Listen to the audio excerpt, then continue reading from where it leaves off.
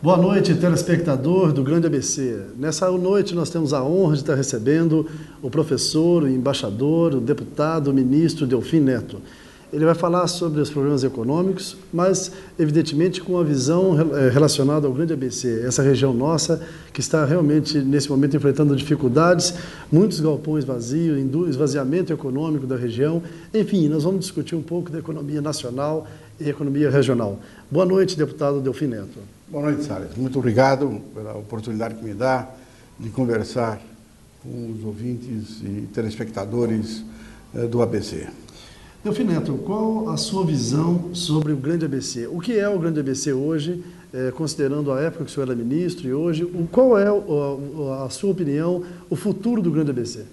Mudou o mundo e está mudando o Grande ABC. Quer dizer, na verdade, você tinha um processo de industrialização de uma natureza diferente da que tem hoje, mas o Grande ABC continua com as vantagens que teve no passado.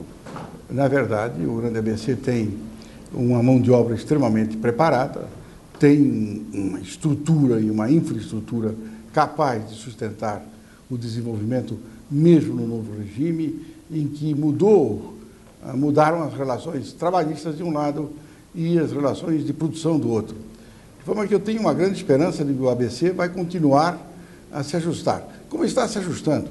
Realmente você tem razão, existem hoje amplas áreas desalugadas, vazias, porque a indústria também migrou para outras regiões, onde as condições eram mais favoráveis. Talvez o ABC tenha sofrido um excesso de sindicalismo e agora está num processo de ajustamento, porque até os sindicatos estão aprendendo. De forma que eu tenho grande esperança de que o ABC vai retornar, como aliás está retornando visivelmente ao nível de prosperidade que teve no passado recente. Deputado Delfim Neto, nós vamos para uma pergunta de um colega seu da Câmara Federal, o deputado Duílio Pisaneschi. Então nós vamos lá para a pergunta do Duílio. Deputado, uma pergunta para o Delfim Neto. Primeiro eu queria cumprimentar o ministro, meu ministro e meu guru lá em Brasília, eu falo sempre, o deputado Delfim Neto. Se essa alteração do dólar, ou essa bolha que está tendo no dólar, vai ter alteração na economia para esse próximo ano. Muito obrigado, Pisaneschi, é uma alegria poder responder a sua pergunta. Na verdade, a alteração do dólar se revelou excessiva, houve uma ação do Banco Central que fez retornar ao dólar baixo, mas é preciso compreender o seguinte, nós estamos numa armadilha, o Brasil está extremamente dependente dos mercados internacionais. O Brasil é um país que precisa desenvolver um programa sólido de exportação e um programa inteligente de substituição de importações. Nessas duas coisas, o ABC terá um papel absolutamente decisivo. Isto exige, na verdade, câmbio real um pouco mais elevado. Ninguém sabe qual é o câmbio real necessário, mas certamente era muito mais elevado do que aquele que estava indicado quando o câmbio estava a 2,20 e 2,30.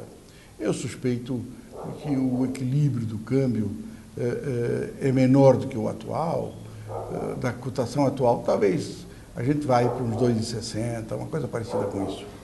Deputado Delfim Neto, a nossa região tem bastante prefeituras do Partido dos Trabalhadores, é considerada lá uma região vermelha, e eu quero que o senhor reflita sobre uma matéria que saiu ontem no Estadão, PT Light, o FMI não é mais bicho-papão. O Guido Mantega informa que, se for necessário, vão recorrer ao FMI. Qual a sua visão sobre o FMI? Qual a visão que o senhor entende do PT sobre isso? O PT que tem um movimento sem terra, que sempre debateu com o rompimento do FMI. Na verdade, as pessoas custam acreditar, mas até o PT aprende. Demora um pouco, mas aprende. De forma que o caso do Mantega é típico. O que é o FMI? É preciso desmistificar isso. O FMI é um clube do qual o Brasil é sócio fundador. Esse clube foi feito para quê? Esse clube foi feito para ajudar os países que tinham dificuldades fundamentais, que era o que se chama no contrato inicial, no balanço de pagamentos. Depois o fundo foi intervindo em mais coisas. Por quê? Porque as crises no balanço de pagamentos, em geral, eram produzidas por deficiências da política macroeconômica. Não necessariamente, porque elas também podem ser produto pela conjuntura externa. nós estamos vivendo hoje um caso típico. De forma que ir ao FMI não tem nenhuma mal. As melhores famílias já foram ao FMI, França, Alemanha não, Inglaterra. De forma que essa ideia de que você ir ao FMI mancha a história do país é uma tolice enorme. E eu fico muito feliz que eles estejam aprendendo, porque o FMI é um instrumento de ajuda. É claro que o FMI, quando ajuda, exige um comportamento adequado. Mas nem sempre esse comportamento é mau, não. Por exemplo, no primeiro mandato do presidente Fernando Henrique, houve uma farra fiscal dos diabos, combinada com o maior erro econômico possível, que foi o congelamento do câmbio, sustentado pela maior taxa de juros que o mundo já viu. O que aconteceu? Quando o FMI, a convite do governo, veio acertar o programa de 98, exigiu o equilíbrio fiscal. E exigir o equilíbrio fiscal é uma coisa natural, isso não é o equilíbrio fiscal que é um mal. Então, você pode discordar das prioridades dos gastos. Então, o que eu sempre digo, o PT não fará nada, o PT se ganhar a eleição, que ainda é uma dúvida, mas se viesse a ganhar a eleição, provavelmente o Márcio vai entrar com uma saia tão justa que vai ter que aprender numa velocidade enorme, que o máximo que ele pode fazer é modificar um pouco as prioridades dos gastos, nada mais. É por isso que eu não tenho receio nenhum disso.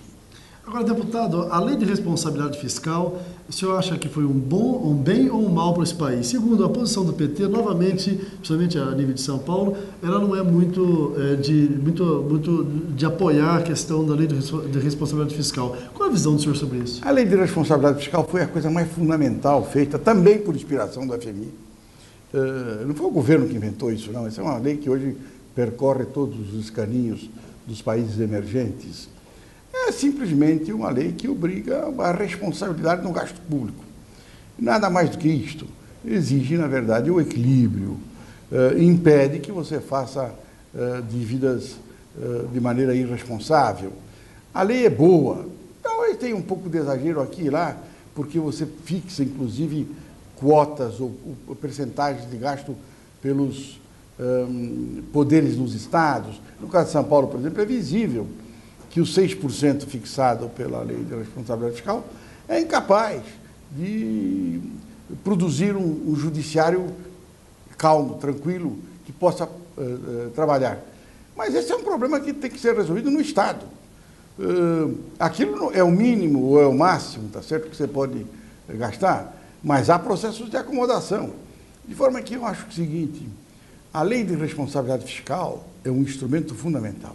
E o Ministério Público, que na verdade é uma criação com o poder que tem da Constituição de 88, eles combinados, no momento em que o Ministério Público perder esta fúria de publicidade que ele tem, essa manifestação de exibicionismo que eles têm, eles vão amadurecer, como todos nós amadurecemos.